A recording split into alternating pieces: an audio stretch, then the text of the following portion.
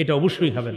নবীজি বলেছেন নি'মা সাহুরুল মুমিনি আত-তামার, মুমিনের কতই না উত্তম খাদ্য হলো খেজুর। সাহারিতে খেজুর খাওয়া এটা মুমিনের কতই না উত্তম খাদ্য। তাহলে আমরা খেজুরটা খাবো সাহারিতে। এটা রাখবে কেন?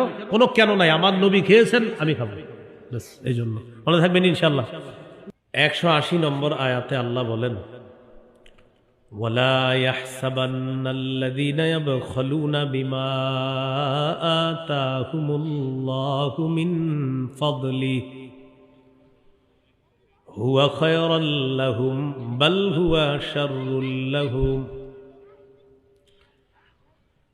আল্লাহ যাদেরকে সম্পদ দান করেছেন, এই সম্পদ খরচ করতে যারা কৃপণতা করে, উদ্দেশ্য হলো যারা যাকাত দিতে কৃপণতা করে,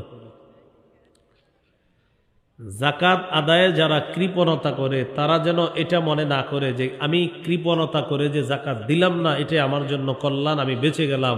হুজুররা বুঝতে পারে না আমি যে যাকাত না দিয়েও এলাকায় ঘোরাফেরা করি।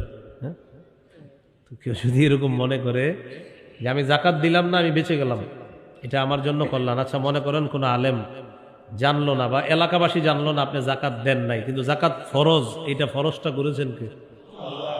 তো আপনি যাকাত দেন বা না দেন এতে হুজুরের কি সম্পর্ক?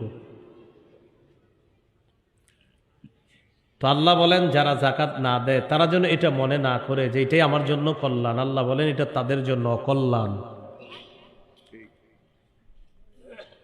বাল হুয়া শাররুল লাহুম, বরং এটা তাদের জন্য অকল্যাণ।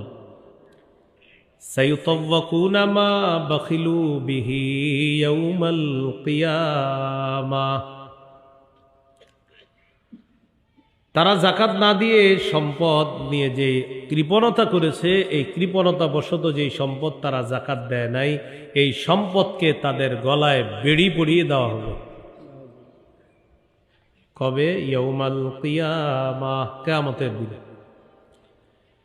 তাহলে যারা যাকাত দেয় নাই, এই যাকাত না দেওয়ার কারণে তাদের এই সম্পদ তাদের গলায় কিয়ামতের দিন বেড়ি পরিয়ে দেওয়া হবে। এই আয়াতের ব্যাখ্যায় রাসূলুল্লাহ সাল্লাল্লাহু আলাইহি সাল্লাম বলেন মান আতাহুল্লাহু মালা ফালাম ইউআদ্দি যাকাতাহু মুথিলা লাহু ইয়াউমাল কিয়ামাতি শুজাআন আকরা।